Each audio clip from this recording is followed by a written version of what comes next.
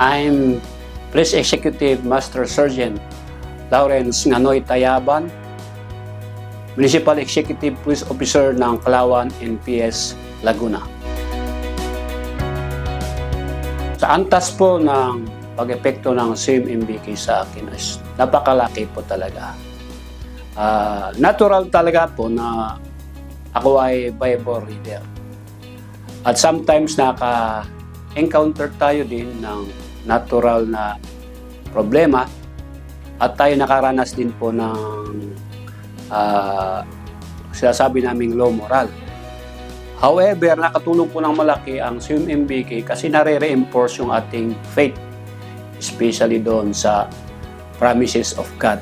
Nababanggit po sa CMMBK ay tayo ay nakakaroon ng pag-asa at nag-encourage pong magpatuloy at lumaban sa tamang paraan pa sa pamilya o sa trabaho. Nailalapat ko po ang swim program una po sa aking profession.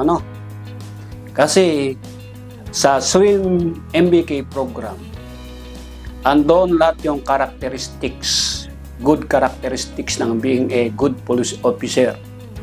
Na minsan talaga, meron tayong mga kasamahan na sabihin natin naliligaw ng landas. Pero minamahal naman.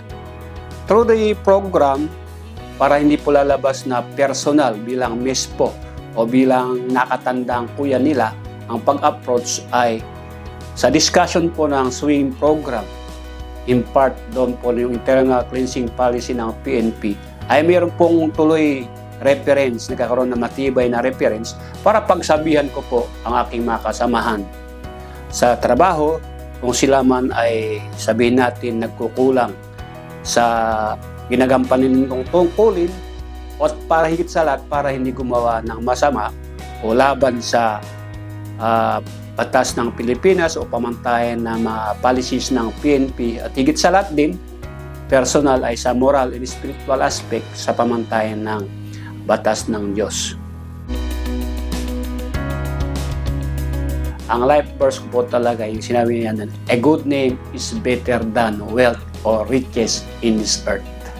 Ang mabuting pangalan pa rin po ang pinaka matibay na kakayamanan kaysa yung ginto nga as kaanumang pera o pagmayari dito sa lupa kasi yan ay hanggang langit.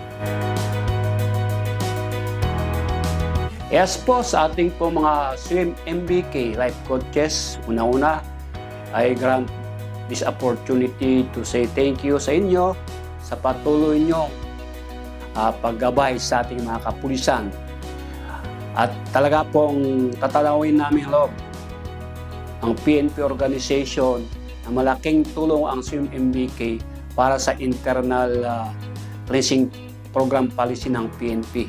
Ito po kasi yung sinasabing preventive stage na kung meron pong nakita na kakulangan o kasalanan o infraction ng PNP, ay ito po yung venue para mag-voice out sila ng kanilang nilalaing sa CMMBK na pag-uusap at magabayan po sila ng ating mga pastor. Sa ating po mga life coaches, patuloy niyo po kaming ipanalangin, puntahan po kami kasi minsan talaga sabi ng kapulisan busy-busy. Pero kapag andyan naman kayo at sa magandang pag-uusap, sa kalooban ng Diyos ay naitutuwid natin na pagtitibay po natin ang pulis dahil ang trabaho ng pulis ay stressful. Nakita pa lang kayo doon sa mga police station ay parang nakita rin nila po yung pastol, yung sa logical na nagpapastol po ng tuba. So thank you very much sa iyo pong life at saka sa oras, sa walang sawang paggabay sa amin. God bless you all. Yes po, sa aking po mga kapulisan, ako po ay naka 27 years na sa serbisyo. Darating at darating po talaga ang sitwasyon. As nature goes, may problema kayong ma-encounter. Pero as long as you will abide with the Word of God. At tinitingnan ko po kasi itong pinakamataas na batas dito. Maliban po sa batas ng tao.